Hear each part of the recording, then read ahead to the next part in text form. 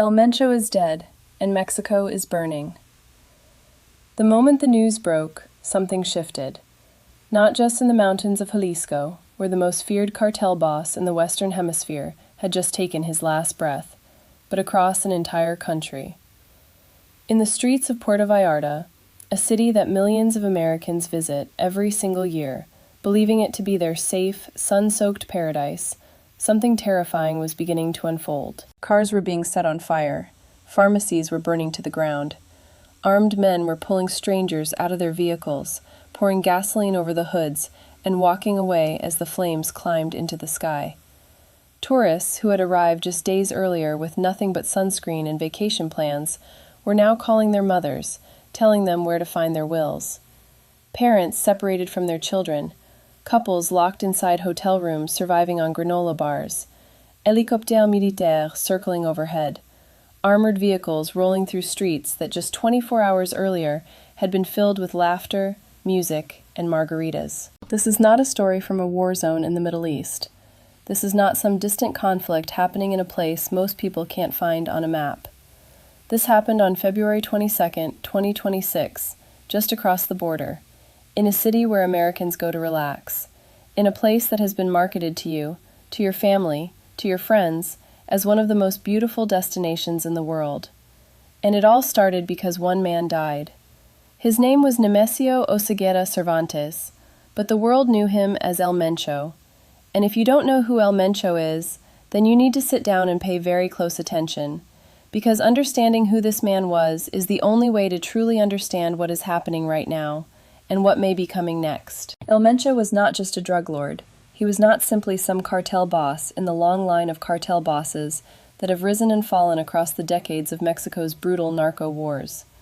El Mencho was something different, something that even the most experienced analysts in law enforcement described as uniquely terrifying. He was the founder and supreme commander of the CJNG, the Cartel Jalisco Nueva Generación, and he had built it from the ground up into what the United States Drug Enforcement Administration officially classified as one of the most powerful and dangerous criminal organizations on the planet. Think about that for a moment. The DEA, an agency that has dismantled Pablo Escobar's empire, that has tracked the Sinaloa cartel across continents, that has spent decades fighting narco organizations across the globe, looked at what El Mencho built and said this is one of the worst we have ever seen. The CJNG operates in more than 30 Mexican states. It has a presence in over 40 countries worldwide. It floods American streets with fentanyl, methamphetamine, cocaine, and heroin. It doesn't just smuggle drugs. It manufactures them on an industrial scale, with labs sophisticated enough to rival pharmaceutical operations. And it protects those operations with the kind of military firepower that would make some small nations nervous. We're talking about rocket launchers, armored vehicles, weaponized drones, a private army of soldiers who are trained, disciplined, and utterly ruthless.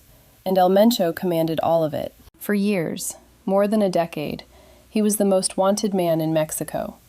The United States government placed a $10 million bounty on his head. Interpol had him on their most wanted list.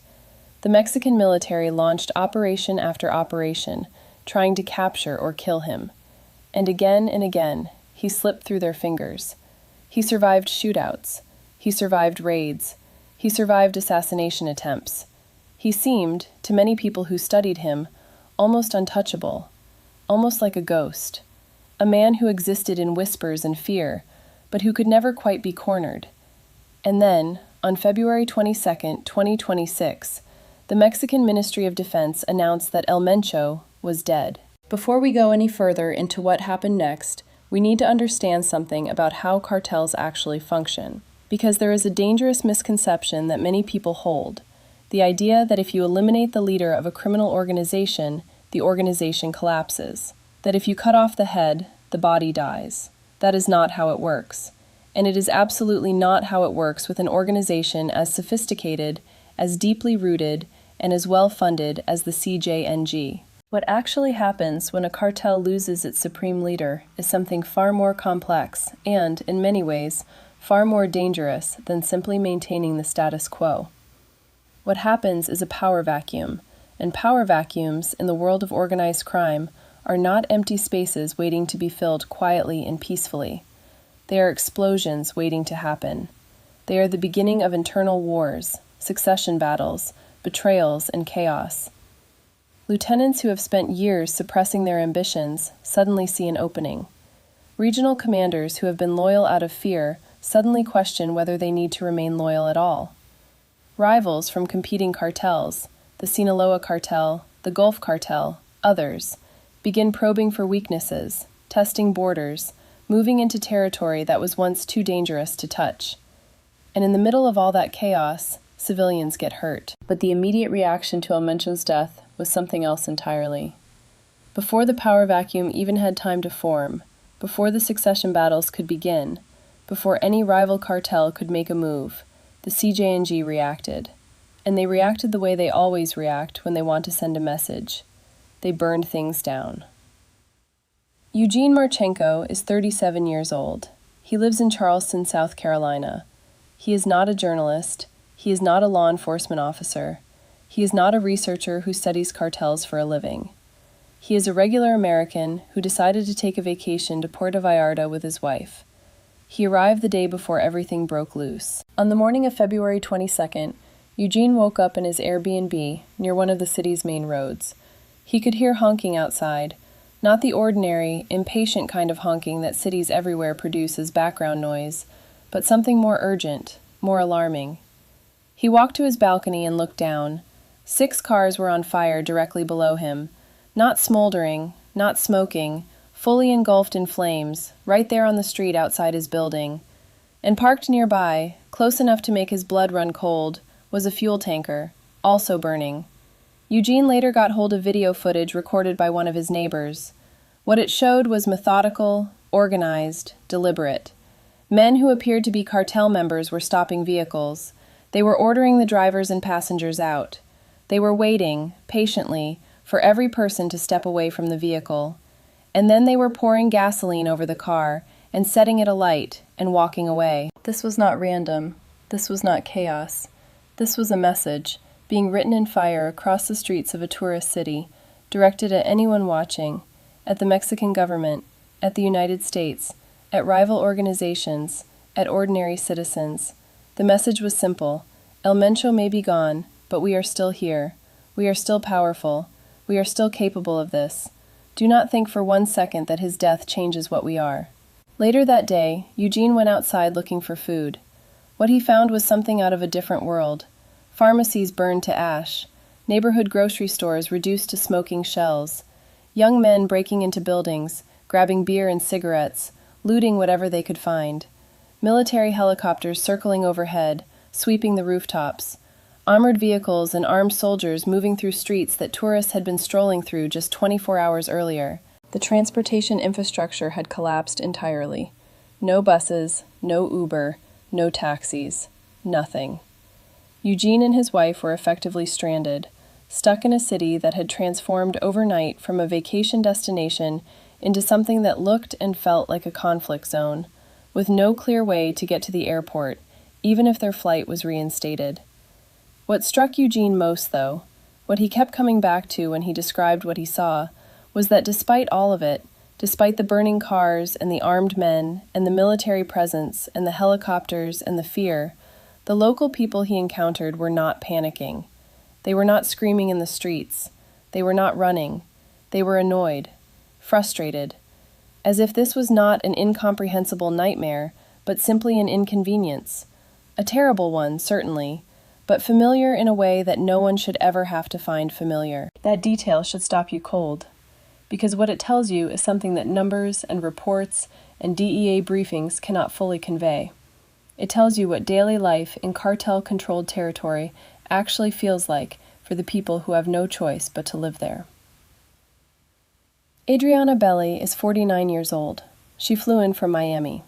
She had a beautiful itinerary planned, a wedding in Guadalajara, a birthday celebration for a friend in Mexico City, a trip full of joy and connection and the kind of travel memories that people spend years looking forward to. Instead, she found herself confined to her room in a Marriott resort, watching smoke rise over the city from her window. What shook her most was not just the violence itself. It was the conversation she'd had shortly before with other American tourists at the resort. People who had been coming to Puerto Vallarta for over 2 decades, 24 years of vacations, 24 years of telling friends and family back home that this city was safe, that the cartel violence people worried about was exaggerated, that this particular corner of Mexico was different, protected somehow, insulated from the worst of it. And then, in the span of a few hours, the city they thought they knew became unrecognizable. The guests who had managed to reach the airport before the lockdown were trapped in a different kind of hell.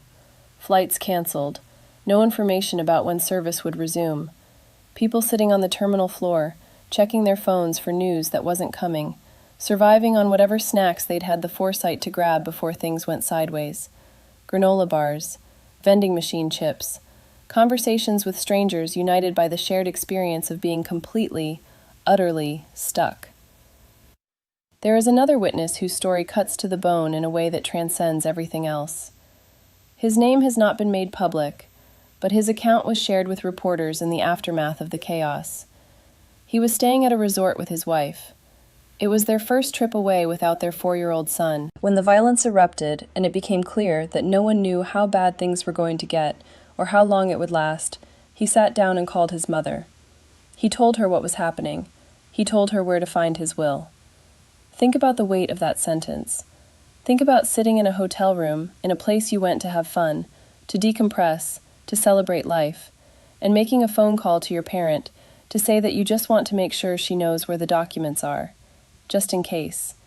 He told reporters that he and his wife kept saying to each other, "We are never leaving our son again. Not like this, not without him." Because in that moment, the distance between them and their child felt unbearable, not just in miles, but in the terrifying uncertainty of not knowing if they were going to make it home. He also said something that many of the other witnesses echoed, something that seems almost impossible to reconcile with everything else he described. He said he still believed the authorities would restore order. He said he was trying to stay optimistic. That combination of genuine, bone-deep fear and stubborn, determined hope says something profound about the human capacity to endure even the most disorienting circumstances. But it also raises a question that no amount of optimism can fully quiet. How did we get here? How did a tourist destination, one of the most visited in the Western Hemisphere, become a place where American vacationers are calling their mothers to discuss their wills? To answer that question, you have to understand the geography of cartel power in Mexico. And you have to understand what Puerto Vallarta actually is, not what the travel brochures say it is, but what it actually is, geographically and politically. Puerto Vallarta sits in the state of Jalisco. Jalisco is the heartland of the CJNG. It is the territory that El Mencho built his empire on. It is the state where the cartel has its deepest roots, its most extensive networks, its most loyal foot soldiers. When El Mencho died, he did not die far away in some distant corner of Mexico. He died in the backyard of the organization he created. And when that organization reacted, it reacted where it was strongest, where its presence was most total, where it could most completely demonstrate that it was not defeated, not weakened, not going anywhere. It reacted in Jalisco. It reacted in Puerto Vallarta. The Mexican Ministry of Defense confirmed that the operation that killed El Mencho was carried out with the support of United States intelligence services. This is significant for several reasons. First, it tells us that this was not a spontaneous event.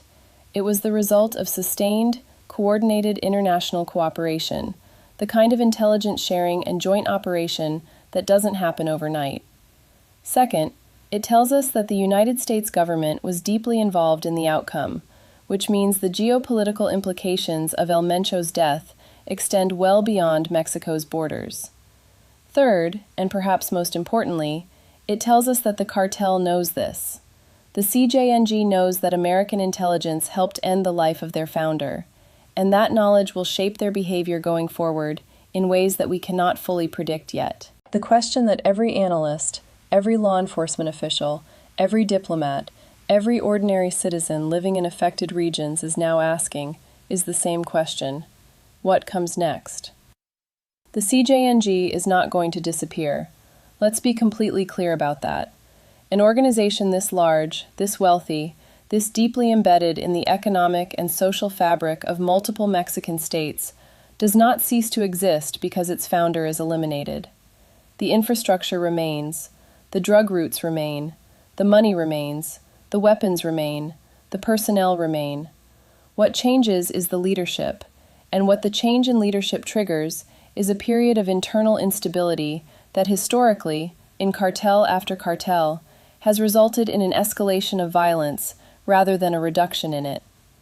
We have seen this pattern before. We saw it after the capture of El Chapo, not once, but twice. After each removal, the Sinaloa cartel fractured, splintered, reorganized. There were internal purges, there were power grabs, there was blood. And civilians, both in Mexico and on the other side of the border, paid the price. The CJNG's leadership structure below El Mencho is not fully transparent, but intelligence agencies have identified several potential successors, regional commanders who have been building their own bases of power within the organization for years. The question is not whether one of them will attempt to take control. The question is whether the others will accept that control, or whether the organization will fracture into competing factions, each claiming legitimacy, each willing to use extreme violence to assert dominance. And beyond the internal dynamics, there is the external threat. The Sinaloa cartel has been fighting a cold war with the CJNG for years, a conflict that occasionally erupts into hot violence, but has remained at a certain equilibrium while El Mencho was alive and exercising control.